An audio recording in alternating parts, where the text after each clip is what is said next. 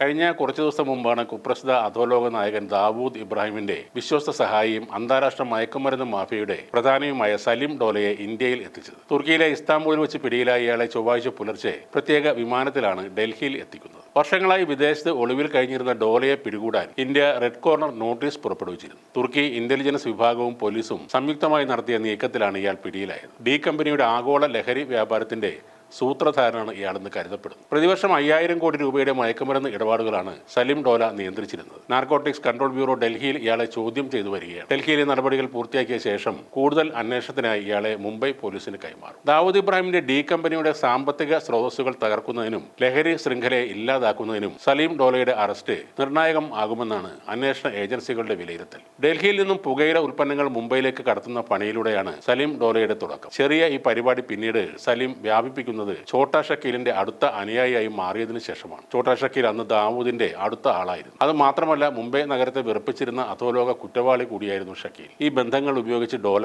അതിവേഗം വളർന്നു. പുകയില ഉൽപ്പന്നങ്ങളിൽ നിന്നും പതിയെ ദാവൂദിന്റെ സഹായത്തോടെ കഞ്ചാവ് സപ്ലൈ ചെയ്യുന്നതിലേക്ക് അയാൾ വളർന്നു വന്നു. 2012 നാർക്കോട്ടിക് ബ്യൂറോ സലീമിനെ പൊക്കി 5 വർഷത്തെ ശിക്ഷ വാങ്ങി നൽകിയെങ്കിലും അതിനുശേഷം ഇദ്ദേഹം പുറത്തിറങ്ങി മറ്റൊരു ഡ്രഗ് ഡീലറായ കൈലാസ് രാജ്പുത്തുമായി കൈകോർക്കുകയായിരുന്നു. അവിടെ നിന്നും കഞ്ചാവ് കച്ചവടം നിർത്തി സിന്തറ്റിക് ഡ്രഗ്സ് വിൽപ്പനയിലേക്ക് സലീം എത്തി. ഫെന്റനൈൽ എന്ന രാസവസ്തു ഉപയോഗിച്ച് സലീം നിർമ്മിച്ച ഡ്രഗ്സ് ആണ് ബട്ടൺ. പഞ്ചാബിലും അതിർത്തി സംസ്ഥാനങ്ങളിലും ഇയാൾ ബട്ടൺ വലിയ രീതിയിൽ സപ്ലൈ ചെയ്തു. പാർട്ടികളിലും നിശാ ക്ലബ്ബുകളിലും യുവാക്കളുടെ ഇഷ്ടവസ്തുവായി ഈ ബട്ടൺ മാറുകയും ചെയ്തു. സലിം ഡോല 2018 ശേഷം ദുബായിലേക്ക് താമസം മാറ്റി. മകനായ താഹിർ ഡോലയുടെ പേരിൽ ദുബായിൽ തുടങ്ങിയ റിയൽ എസ്റ്റേറ്റ് ബിസിനസിന്റെ മറവിൽ വലിയ ലഹരി ശൃംഖല സൃഷ്ടിച്ച് യൂറോപ്പ്, മിഡിൽ ഈസ്റ്റ്, ആഫ്രിക്ക തുടങ്ങിയ മേഖലകളിൽ പോലും ഇയാൾ ലഹരി വ്യാപാരം നടത്തിയിരുന്നു. രാജ്യത്തെ അരാജകത്വത്തിലേക്ക് നയിക്കുക എന്ന ദാവൂദിന്റെ പദ്ധതിയിലെ പ്രധാനിയായിരുന്നു സലിം ഡോല. എന്നാൽ മോദി സർക്കാർ ഇവർക്കെതിരെ നടപടികൾ എടുക്കാൻ തുടങ്ങിയപ്പോൾ സലിം ഡോല ഒളിവിൽ പോയി. അങ്ങനെയാണ് 2024 ഇന്റർപോൾ ലുക്കൌട്ട് നോട്ടീസ് ഇറക്കുന്നത്. കഴിഞ്ഞ വർഷമാണ് സലീമിന്റെ മകനായ താഹിറിനെ ഇന്ത്യൻ ഏജൻസികൾ അറസ്റ്റ് ചെയ്യുന്നത്. താഹിറിൽ നിന്നും ഇന്ത്യൻ സെലിബ്രിറ്റികൾക്ക് വേണ്ടി ഇവർ നടത്തുന്ന പാർട്ടികളും അതിലേക്ക് ഫണ്ട് ചെയ്യുന്ന മറ്റ് വിവരങ്ങളുമൊക്കെ ലഭിച്ചു. അങ്ങനെയാണ് തുർക്കിയിൽ സലീം ഒളിവിലുണ്ടെന്ന് ഇന്ത്യൻ ഏജൻസികൾക്ക് വിവരം കിട്ടുന്നത്. തുർക്കിയുടെ രഹസ്യാന്വേഷണ ഏജൻസികളുമായി ചേർന്നാണ് സലീമിനെ ഇപ്പോൾ പിടികൂടിയതും